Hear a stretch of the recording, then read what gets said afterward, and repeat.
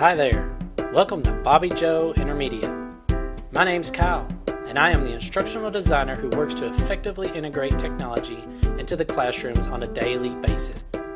I'm ecstatic to announce that every 6th grade student will receive a laptop this year. As the instructional designer, I want to accurately display my role and plans to effectively integrate this exciting new technology into our school. According to Lothar and Ross, instructional designers involved with school system involve any combination of the following responsibilities: managing, designing, developing, evaluating, professional development, and of course training. Based on the ADDIE model, my role in this scenario begins with analyzing the current infrastructure and staff needs, then by developing a plan to create a learning environment where teachers' competence and ability to shape instructional technology activities meet learners' needs. My role as an analyzer should address the following areas. The first is infrastructure. Will this new technology integrate with the existing technology the district uses? The second is knowledge.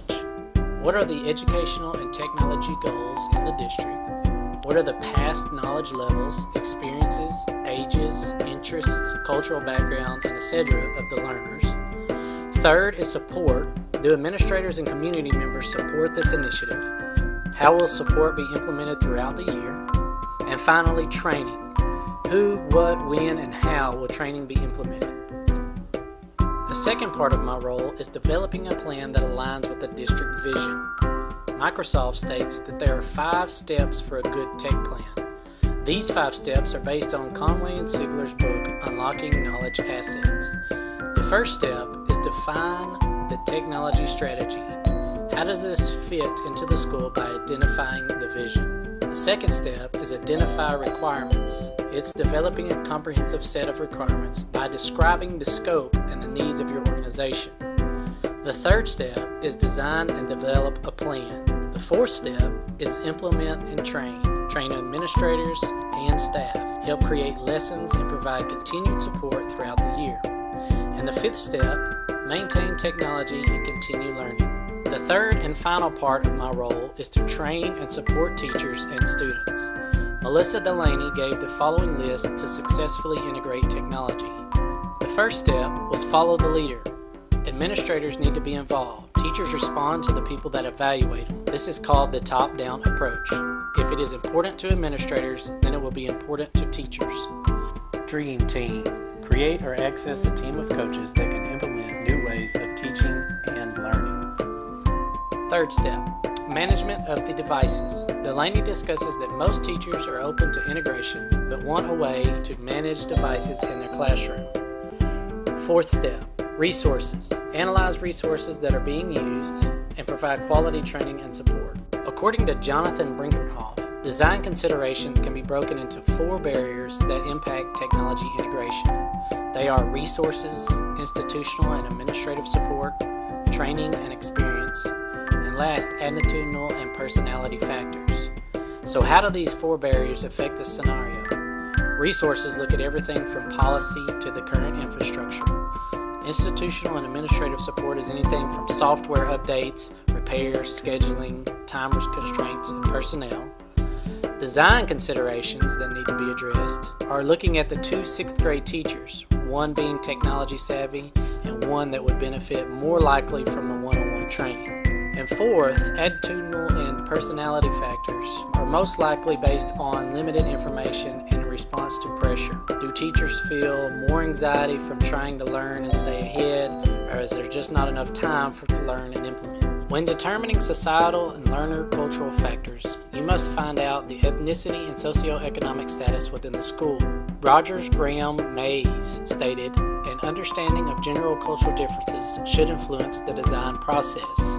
In addition to differences in conceptions of roles and relationships, cultural and social expectations regarding the perceived role of women, the balance between keeping rules and valuing particular relationships, legality concerns, different concepts of time, and even humor should all be taken into account when trying to understand the learner.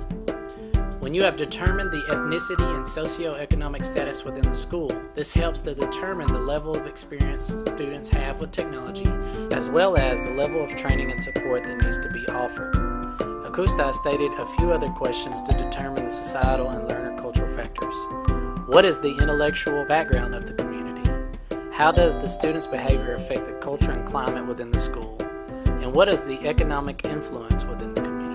There are three major designer-related constraints that could pop up at any moment. The first, digital safety. Digital citizenship is very important with the growing popularity of social media.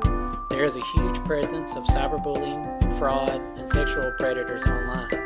It is imperative to have the right firewalls, filters, and training in place to keep students safe.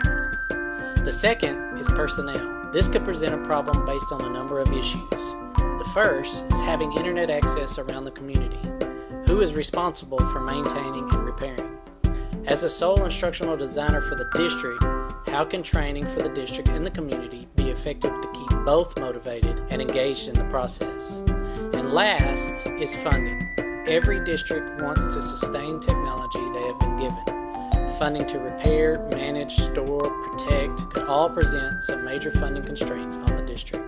In order to prevent or overcome the constraints, it would be important to work closely with the purchasing company to gain insight on devices being purchased. This would help to ensure the devices are integratable with our current infrastructure.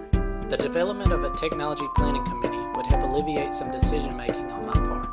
This committee would be instrumental in setting policy and procedures and visiting with other schools who have already gone through this process. Policy would also be developed, written, and board approved before rollout. In order to prevent constraints on the institutional and administrative support, training and buy-in would need to come from the administrative team to create an atmosphere of one. Teachers who see administrators using technology are more applicable to use in the day-to-day class. Administrators would be asked to use technology when they hold meetings and use a cloud-based storage system to deliver documents and other information to the teachers. Another preventable measure that I would take is to confirm storage of devices as well as the management of day-to-day procedures, such as new students checking into the district, repairs, storage, updates, and so on. Classroom development is the most applicable instructional design development process for this scenario. It involves designing integration lessons for classroom implementation. It was designed for the common teacher who thinks their role is to teach and that the students require some type of instruction. Jonathan, Howland, Mara, and Grisman suggest 5 roles for using technology to support meaningful learning. The first, technology as tools to support knowledge construction. The second, technology as information vehicle for exploring knowledge to support learning by constructing. The third, technology as authentic context to support learning by doing. The fourth, technology as a social medium to support learning by conversing. And the fifth, technology as an intellectual partner to support learning by reflecting. I chose this model because it is teacher-led and involves using modifications of existing materials. This model is a great guide for teachers to modify their lessons to incorporate more technology and make learning meaningful. The technology integration model I chose would be the Assure model. This model is designed to help you effectively integrate technology in a lesson. Since there are so many unknowns in the scenario, the Assure model provides a systematic approach to keep learning on the learner and not on the technology. Assure is an acronym that represents the different steps within the model. Each step is closely related to my role as an instructional designer, and just as the ADDIE model, it guides me in successful instructional design.